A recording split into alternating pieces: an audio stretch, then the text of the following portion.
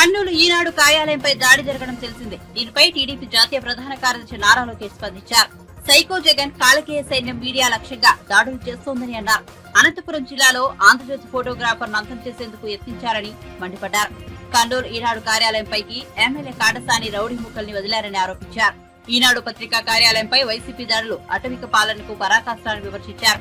మీడియాపై psycho Jagan faction దాడులను ఖండిస్తున్నామని తెలిపారు. TDP రాష్ట్ర అధ్యక్షుడు అచ్చెన్నాయుడు కూడా కర్నూలు ఈనాడు కార్యాలయంపై దాడిని ఖండించారు. వైసీపీ పాలనలో పత్రికా స్వేచ్ఛకు సమాధి కట్టారని తీవ్రస్థాయిలో స్పందించారు. విలేకరుపై మీడియా సంస్థలపై దాడులు చేసే నీచ సంస్కృతిని జగన్ అనుసరిస్తున్నారని మండిపడ్డారు. ప్రభుత్వ వైఫల్యాలను ప్రశ్నిస్తే దాడులు, దౌర్జన్యాలతో వేధిస్తున్నారని తెలిపారు. పత్రికా కార్యాలయంపైనే దాడి జరిగితే సామాన్యులకు ఏం రక్షణ ఉంటుందని అన్నారు.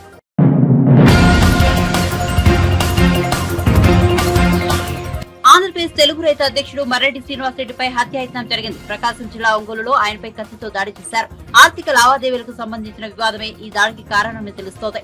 జిమ్స్ లో వైద్యుడు రామచంద్రారెడ్డిని కలిసి ఆర్థిక లావాదేవీలపై చర్చిస్తుండగా ఆయన అనుచరులు ఒక్కసారిగా దాడికి పాల్పడ్డారు. తీవ్రంగా గాయపడిన మర్రెడ్డిని ఒంగోలు సంఘమిత్ర ఆసుపత్రికి తరలించారు. ఆసుపత్రిలో ఐసీయూలో ప్రస్తుతం ఆయన చికిత్స పొందుతున్నారు. ప్రస్తుతం ఆయన పరిస్థితి నిలకడగా ఉన్నట్టు తెలుస్తోంది. మర్రెడ్డి ఆరోగ్య పరిస్థితిపై టీడీపీ అధినేత చంద్రబాబు ఆరా తీశారు. ఘటన వివరాలను అడిగి తెలుసుకున్నారు. జిమ్స్ సర్జన్ మధ్య బాపట్ల తెలుగుదేశం పార్టీ నుంచి టికెట్ నేను తెలియజేసుకుంటా ఉన్నాను. ఆ జిమ్స్ ఏర్పాటు అయినటువంటి దగ్గర నుంచి కూడా దానికి సంబంధించి అన్ని విషయాల్లో కూడా నేను ఇంకా వచ్చాను. ఆ లావాదేవీల్లో భాగంగా కొంత అమౌంట్ సర్దుబాటు చేస్తానని చెప్పాడు. మొన్న ఈ మధ్యకాలంలో ఒక 5 లక్షలు వాళ్ళ భార్య అకౌంట్ నుంచి కూడా నాకు పంపించాడు. ఈరోజు ఒక 20 లక్షల డబ్బులు సర్దుబాటు అయ్యి తీసుకెళ్ళి దాని అమ్మని పిలిచాడు. కూర్చొని మాట్లాడుతూ ఉన్నాము. కూర్చొని 2 నిమిషాలు ముందే పథకం ప్రకారం అనుకున్నట్లా ఉంది. తెలుగుదేశం పార్టీలో టికెట్ తెచ్చుకోవటం, ఎదగటం ఇదంతా అతనికి ఏమో జీవనం లేదు. వెనక నుంచి బాలు అని అతని దగ్గర పనిచేసే మేస్త్రి ఉన్నాడు. అతను దాడి చేశాడు. ఏం ఆయుధం అనేది కూడా చూసే పరిస్థితి లేదు. వెనక్కి ఏంటిగా దాడి చేస్తున్నావు, ఏంటి నన్ను కొట్టావు అనేసరికి కొట్టినా కొడుకుని చంపినా కొడుకు అని ఇతను అరుచుకుంటా ఇతనేమో తీసుకున్నాడు. నాకు ఇంత కళ్ళు బయటలు కలిగి మొత్తం బ్లడ్ అయిపోయింది. మొత్తం బ్లడ్ ఎంత పోయిందంటే ఆ బట్టలు అవన్నీ చూసిన కొంత అర్థం అయిపోయింది. ఇంకా నాకు కళ్ళు కనపడలేదు. 10 నిమిషాలు ఇద్దరు మరి ఎటు 5 నిమిషాల లోపే నేను ఇంక డ్రైవర్కి తేరుకొని డ్రైవర్కి ఫోన్ పట్టుకొని డ్రైవర్కి ఫోన్ కొడితే డ్రైవర్ కింద నుంచి వచ్చి రామచంద్రారెడ్డి అయిపోయాడు.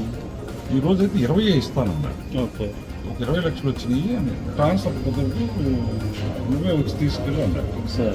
రాత్రి నేనే వస్తాను, విజయవాడ పనులు ఇస్తా అన్నాడు.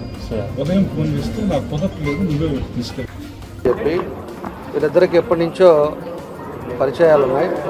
ఆ పరిచయాలు ఉంటే పరిచయాల మీద ఏదో రండి మాట్లాడదామని చెప్పేసి దాని మీద ఆయన ఈరోజు వస్తే హాస్పిటల్కి ఆయన పట్టుకొని రాడ్లతోటి అదేవిధంగా ఒక వెపన్తో ఆయనతోటి హత్యాయత్నం చేయబోయారు. దాన్ని తెలుగుదేశం పార్టీ తీవ్రంగా ఖండిస్తూ ఉన్నాం.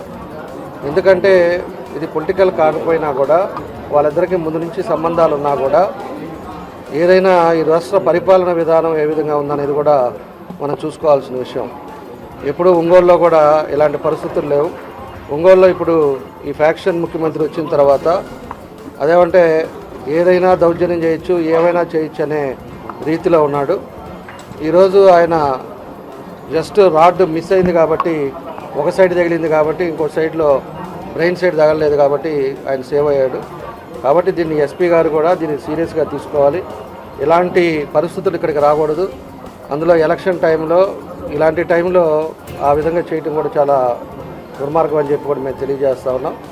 అంటే భయం లేదు. ఫస్ట్ ఆఫ్ ఆల్ ఏమైనా చేసుకోవచ్చు, ఏమైద్దిలే అని చెప్పేసి అహంకారంతో ఈరోజు ఇలాంటి దానికి చేయడం జరిగిందని చెప్పి కూడా మేము తెలియజేస్తూ ఉన్నాం. కాబట్టి అతని మీద అటెంప్ట్ మర్డర్ కేసు పెట్టి అతను ఇమీడియట్గా రిమాండ్కి పంపాల్సిన అవసరం కూడా 307 బుక్ చేయాలని చెప్పి కూడా మేము తెలుగుదేశం పార్టీ తరఫున కోరుతా ఉన్నాం. ఇలాంటి పరిస్థితి ఇలాంటి 2 నెలల్లో ఎలక్షన్ పెట్టుకొని ఇలాంటి పరిస్థితులు కూడా రాకుండా ఇక ముందు కూడా చూసుకోవాల్సిన అవసరం కూడా ఎస్పీ గారు పోలీస్ యంత్రాంగం మీద ఉంది. ఈరోజు ఏదో మాయ చేసి తప్పిద్దాం, ఏదో విధంగా దాని మీద కేసు పెట్టకుండా ఇబ్బందులు లేకుండా ఏదో తెలుగుదేశం అని చెప్పేసి ఒక కారణాలు చేతకని చేస్తే తప్పకుండా దానికి ఏం చేయాలనేది కూడా తర్వాత తెలుగుదేశం పార్టీ తరఫున మేము కూడా ఒక నిర్ణయాలు తీసుకునే పరిస్థితులు వస్తాయని చెప్పి కూడా మేము తెలియజేస్తూ ఉన్నాం. కానీ ఇది పొలిటికల్ గొడవ కాకపోయినా ఒక మనిషి మీద ఈరోజు అటెంప్ట్ చేయడం అనేది అది మంచి సంస్కృతి కాదని చెప్పేసి కూడా మేము తెలియజేస్తూ దీని మీద పోలీసు యంత్రాంగం ఇమీడియట్గా అతన్ని అరెస్ట్ చేసి దాన్ని అటెంప్ట్ మర్డర్ కింద కేసు ఫైల్ చేయాలని చెప్పి కూడా మేము తెలియజేస్తాం.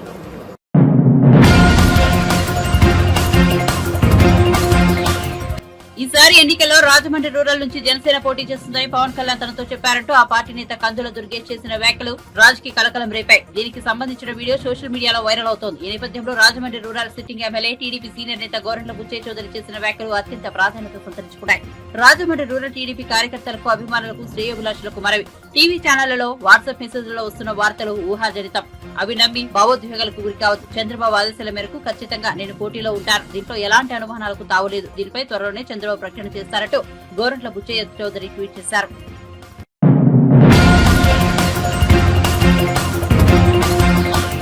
కేంద్ర ఆర్థిక శాఖ మంత్రి నిర్మలా సీతారామన్ ఏపీ పర్యటనకు వచ్చారు. పశ్చిమ గోదావరి జిల్లా నరసాపురం మండలంలో పర్యటించారు. నిర్మలా సీతారామన్ పీఎం లంక వద్ద డిజిటల్ కమ్యూనిటీ సెంటర్ ను సందర్శించి అక్కడ నైపుణ్యాభివృద్ధి శిక్షణ పొందుతున్న విద్యార్థులతో మాట్లాడారు. ప్రధానమంత్రి విశ్వకర్మ స్కీమ్ లో భాగంగా శిక్షణ పొందుతున్న మహిళలతో ఆమె ముచ్చటించారు. ఈ సందర్భంగా నిర్మల మీడియాతో మాట్లాడుతూ పీఎం లంకలో సముద్ర కోత నివారణకు కేంద్రం చర్యలు చేపడుతున్నట్లు వెల్లడించారు. జాతీయ స్థాయిలో ఇది పైలట్ ప్రాజెక్టుగా చేపడుతున్నామని, ఈ తరహా ప్రాజెక్టు దేశంలోనే ఇదే మొదటిదని తెలిపారు. పీఎం లంకలో రక్షణ గోడ నిర్మాణానికి టెండర్లు ఖరారయ్యాయని, త్వరలోనే నిర్మాణ పనులు ప్రారంభమవుతాయని నిర్మలా సీతారామన్ వెల్లడించారు.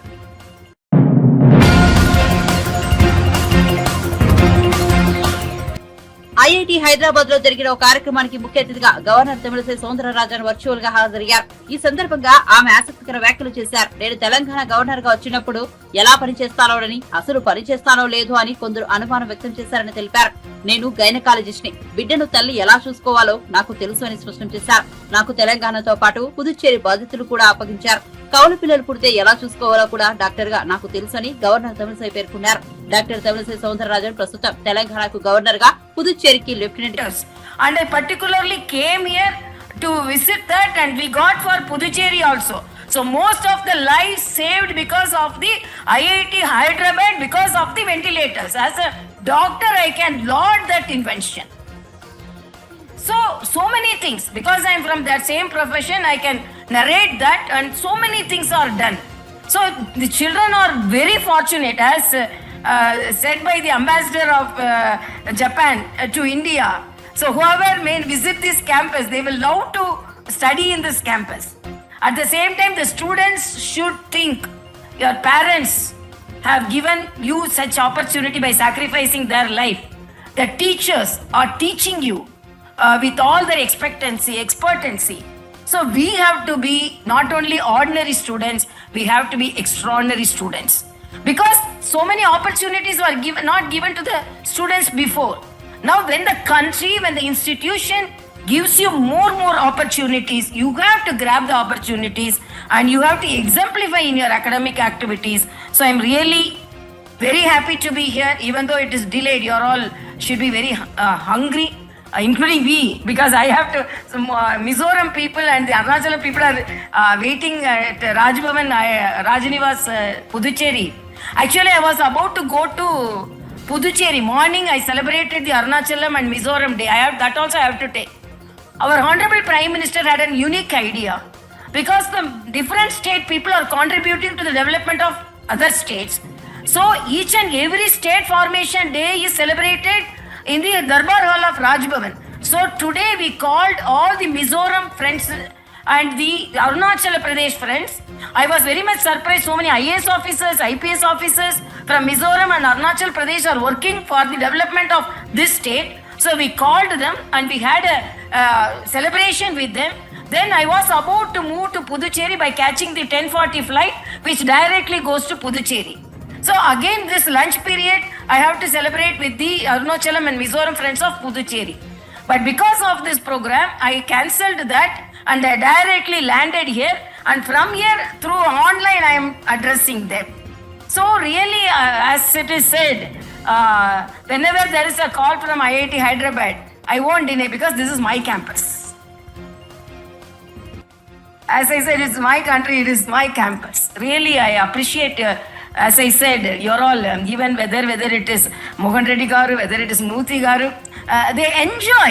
I used to say the way they tell about this campus, no, they enjoy. Oh, we have done this, we have done that. That enjoyment is highly appreciable, and this is what not for them. They all have come up in life in a very, they have crossed a longer way and they have attained the topmost position. But whatever the effort they are putting is for the younger generation. And my request is, the government is providing you with infrastructure and the institution is providing it with infrastructure. The students should give back to the country, whether it is with service or innovation. And they are very proud that IIT has occupied the 8th position in ranking in the whole country and 3rd position in innovation, because you are having Innovation Day, I believe. It is very unique, Innovation Day, because in Puducherry we have a no bag day. The children are very happy because they are coming on every last day of the month, no bag at all. So they want to be very then I asked one child, what about a bag dish?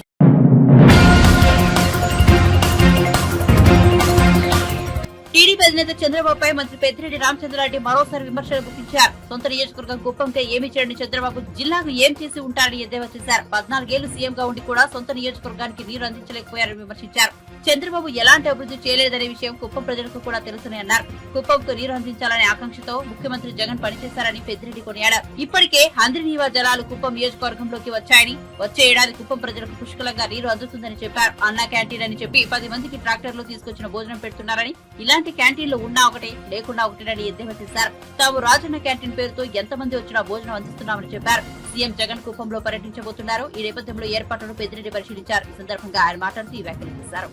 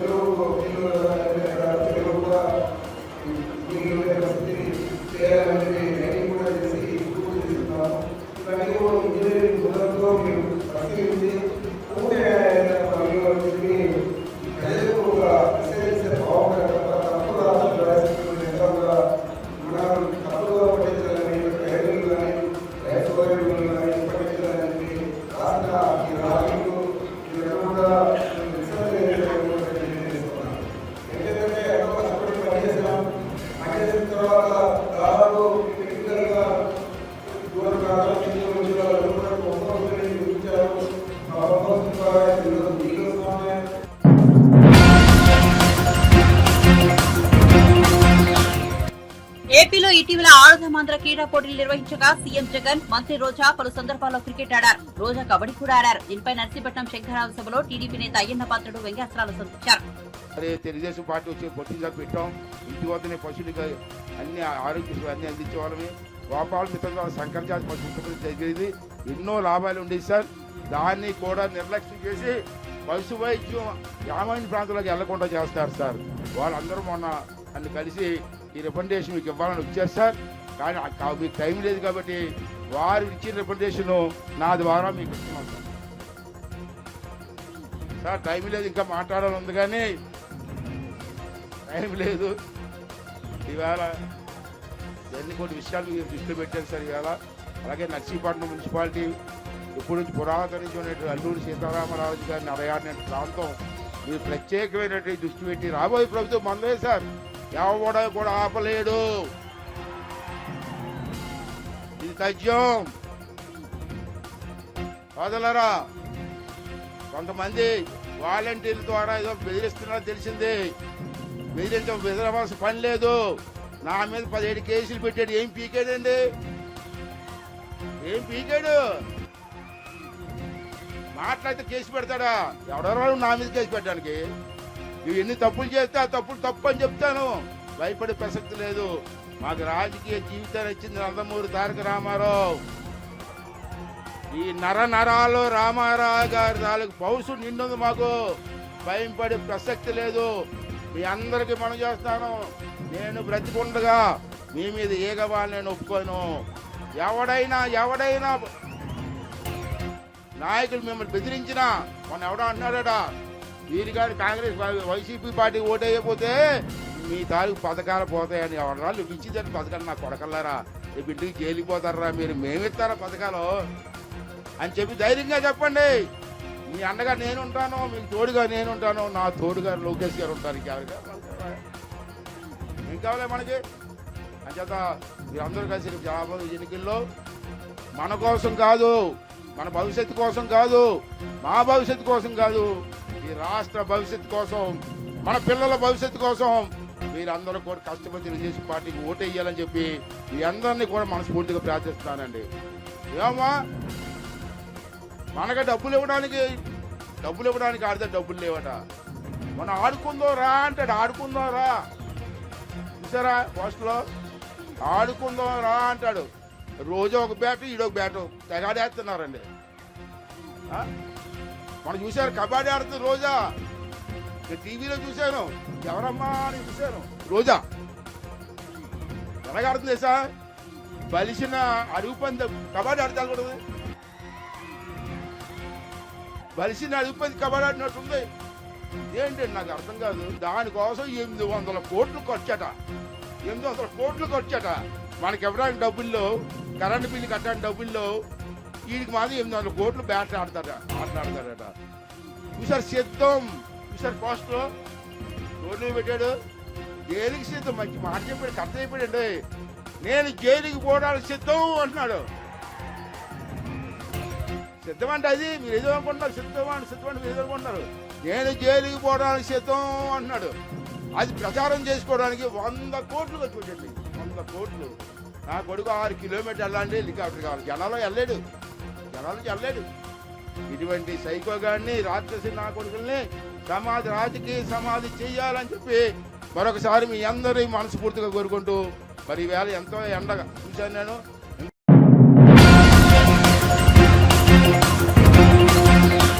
Lok Sabha ఎన్నికల్లో BJP, BRS రెండూ కలిసి పోటీ చేస్తాయనే ప్రచారం జరుగుతున్న సంగతి తెలిసిందే. ఈ నేపథ్యంలో బీజేపీ జాతీయ ప్రధాన కార్యదర్శి ఎంపీ బండి సంజయ్ మాట్లాడుతూ బీఆర్ఎస్ తో బీజేపీకి పొత్తు అనే వారికి చెప్పుతో కొట్టాలని తీవ్ర వ్యాఖ్యలు చేశారు. కేంద్ర మంత్రి బిఎల్ వర్మతో కలిసి తాండూరులో విజయ సంకల్ప యాత్రను సంజయ్ ప్రారంభించారు. ఈ సందర్భంగా ఆయన మాట్లాడుతూ వ్యాఖ్యలు చేశారు. కేసీఆర్ అవినీతికి పాల్పడ్డారని తెలిసినా ఆయనను ఎందుకు అరెస్ట్ చేయడం లేదని రేవంత్ ప్రభుత్వాన్ని సంజయ్ ప్రశ్నించారు. కేసీఆర్ కుటుంబ ఆస్తులను ఎందుకు జప్తు చేయడం లేదని నిలదీశారు. కాంగ్రెస్, బీఆర్ఎస్ పార్టీల మధ్య లోపాయికారి ఒప్పందం ఉందని పేర్కొన్నారు. ఎన్నికల హామీలను అమలు చేయని కాంగ్రెస్ ప్రభుత్వాన్ని అసెంబ్లీలో బీఆర్ఎస్ ఎందుకు ప్రశ్నించలేదని అడిగారు. ఆర్టికల్ 370ని రద్దు చేసిన ప్రధాని మోదీకి 370 పార్లమెంటు స్థానాలను గిఫ్ట్ గా ఇద్దామని పిలుపునిచ్చారు. హిందుత్వ కోసం, హిందూ ధర్మం కోసం పోరాడుతూనే ఉంటానని, హిందుత్వం గురించి మాట్లాడలేని రోజున రాజకీయాల నుంచి తప్పుకుంటానని అన్నారు. భారతీయ జనతా పార్టీ మతతత్వ భయపడకుండా మతతత్వ పార్టీ భయపడడం తప్ప 80% హిందువుల కోసం కొట్లాడే పార్టీ భారతీయ జనతా పార్టీ. ఇవాళ మీరు కేవలం ఒక వర్గం ఓట్ల కోసం కక్కుర్తి పడి ఇవాళ దేవుని 15 నిమిషాలు సమయం ఇస్తే నరకాంతరం పడుతుపోతున్నాను బీఆర్ఎస్ పార్టీ వారు. ఇవాళ మన కాంగ్రెస్ పార్టీలు వాళ్ళతో నిలుస్తున్నా మైనార్టీ డిక్లరేషన్ ఇచ్చిన కాంగ్రెస్ పార్టీలు ఎన్నో పార్టీలు బీఆర్ఎస్ పొత్తెట్టుకున్నా కానీ భారతీయ జనతా వారు ఇక్కడ పెట్టిన మన తబ్లిక్ జమాత్ ఇక్కడ పెట్టింది ఇక్కడేనా ఈ జిల్లానే కదా. ఎట్లా పరీక్ష ఏం చేసిరు మరి? ఇంట్లో కూర్చున్నారా మీరు? ఏంటో మీరు ఏం చేసిరు గారు? నేనైతే ఏం చేసి తెలుసా, చక్కన కాశా నీ అయ్య జాగిరారా, ఎందుకు వచ్చారా, నీ తాత జాగిరారా, పక్క పోలేరా మీరు? పోలే అన్నా. ఇంకోసారి తెలియస్తారు ఒక్కొక్కరి బట్టలు ఊడేసి రోజు ఉడికేనా. నేను వస్తానా మీకోసం, వాళ్ళు ఎవరైనా ఏమని జాగిరా, తాత జాగిరా, అయ్య జాగిరా వచ్చి మీటింగ్ పెట్టుకోవడానికి. మీరు చేత కాకుండా మీరు ఇంట్లో వంటరు కాబట్టి, జై శ్రీరామ్ అంటారు అంటలేరు కాబట్టి, మీరు హిందుత్వం గురించి మాట్లాడుతున్నారు కాబట్టి తెలంగాణ రాష్ట్రంలో ఎక్కడ పోకుండా ఇక్కడికి వచ్చి మీటింగ్ పెట్టుకోవాలంటే మీకే నామూషన్నా. ఇంకొక రిటర్నిస్తారా? ఈ తెలంగాణ రాష్ట్రం 2 కోట్లు ఇచ్చిందన్న. వీళ్ళు ఎవరు జాగిరాన్ని పైసలు ఇచ్చేది? ఎందుకు ఇస్తారన్న పైసలు? మరి హిందువులు నరికి చంపుతున్నారంటే వాళ్ళు బాంబులు వేస్తున్నారంటే ఇక్కడ తెలంగాణ రాష్ట్రంలో దేశంలో అది నిషేధిత సంస్థ అన్నా. అది ఆ సంస్థ వచ్చి మీటింగ్ జీరో పెడితే మీరెట్లా భరించారన్నా? లాస్ట్ నేనే చెరుపడిచ్చినమ్మా. కాబట్టి దయచేసి కేసీఆర్లతో గేలే ఏంటంటే కేసీఆర్ చూపట్టు ఇప్పుడు టైం ఎంతైంది? ఇప్పుడు ఎంతైంది టైం? ఎంత? ఇప్పటికి 3 పెద్దలు అయిపోయినా వచ్చేసరికి ఇప్పటికే 3 పెద్దలు అయిపోయినా వచ్చి మళ్ళీ స్పీడ్ చూస్తే టీ వెళ్ళగొడతాడు ఆయన, బీపీ కొడుతుంది. కానీ తమ్ముడు దయచేసి ధర్మం కోసం పనిచేయండి, దేశం కోసం పనిచేయండి, నరేంద్ర మోడీ గారి కోసం పనిచేయండి, భారతీయ జనతా పార్టీ కోసం పనిచేయండి. ఈ చేతులలో ఎంపీని భారతీయ జనతా పార్టీ అభ్యర్థిని గెలిపించడానికి మీరందరూ కష్టపడి పనిచేయండి. ఇలా గెలిచిన తర్వాత ఇదే వికారాబాద్ చౌరస్తాకు మేమందరం వస్తాం, మీతో పాటు పక్కా డాన్స్ చేస్తాం, జోష్ నింపుతాం. ఎట్టి బస్సులో ఇవాళ మీరు మోడీ వారసులైతే అరే మనంక మోడీ ఉన్నాడని మనంక రాముడు అన్న. కాంగ్రెస్ టీఆర్ఎస్ ఇంకా రాక్షసున్నారు. ఎంఏ పార్టీ అది రాహుల్ గాంధీ గారు, కేసీఆర్ గారు, వాళ్లకు మనకు పోటీ. ఈ తెలంగాణ రాష్ట్రాలకు మోడీ రాముడు కావాలన్నా, రాహుల్ గాంధీ కేసీఆర్ రాక్షసులు ఎంఏ పార్టీలు కావాలన్నా, తెలంగాణ సమాజం తెలుసుకొని రామరాజ్యం కావాలన్నా, రాక్షసుల రాజ్యం కావాలన్నా ఒక్కసారి తెలంగాణ సమాజం చేయండి. ఈ దేశం కోసం, ఈ ధర్మం కోసం 80% హిందూ సమాజాన్ని సమర్థం చేయడం కోసం, హిందూ సమాజాన్ని చీల్చే ప్రయత్నం చేస్తున్న వ్యక్తులకు వ్యతిరేకంగా కొట్లాడే ఏకైక పార్టీ భారతీయ జనతా పార్టీ. కాబట్టి హిందూ సమాజం జాగృతం కావాలి, హిందువులందరూ ఓట్ బ్యాంక్ మారాలి. రాముని గుడి కట్టించిన నరేంద్ర మోడీ వల్ల రేపు నరేంద్ర మోడీ గారు ప్రధానమంత్రి కాకుంటే, ఈ దేశంలో భారతీయ జనతా పార్టీ రాజ్యం కాకుంటే, కాంగ్రెస్ రాజ్యం వచ్చేదంటే మళ్ళా రాముని గుడి గురించి ఇలా బాబ్రీ మసీదు కట్టడానికి ప్రయత్నం చేస్తారు. కాబట్టి రాముని గురి శాశ్వతంగా ఉండాలంటే, రాముడు మీ అందరి దేవుడైతే, రాముని వారసులైతే ఎట్టి పరిస్థితుల్లో ప్రతి భారతీయుడు, ప్రతి హిందూ కూడా నరేంద్ర మోడీ గారి పువ్వు గుర్తు మీద ఓటు వేయాల్సిందే. రామరాజ్య స్థాపనకు మీరు పునాది కట్టాల్సిందని చెప్పి మీ అందరికీ విజ్ఞప్తి చేస్తూ అందరు కలిసినట్టుగా ముందుకు సాగండి. ఎట్టి పరిస్థితుల్లో కష్టపడి పనిచేయండి, రోజు 5 గంటలు పనిచేయండి. ఈ చేవెలలో భారతీయ జనతా పార్టీ ఎట్లా గెలవ చూద్దామన్నా పక్కా సిద్ధమా లేదా? మీరు పక్కా సిద్ధమా లేదా? పక్కా. జై శ్రీరామ్, రామ లక్ష్మణ జానకి. నరేంద్ర మోడీ గారి నాయకత్వం, జేపీ నడ్డా గారి నాయకత్వం, కిషన్ రెడ్డి గారి నాయకత్వం. జై శ్రీరామ్. అన్నా జైలుకున్నా కానీ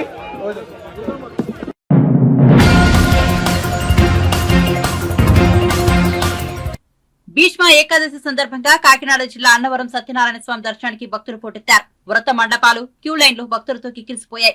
రద్దీ నేపథ్యంలో తెల్లవారుజాము 1 గంట నుంచే వ్రతాలు, సర్వదర్శనాలు ప్రారంభించారు.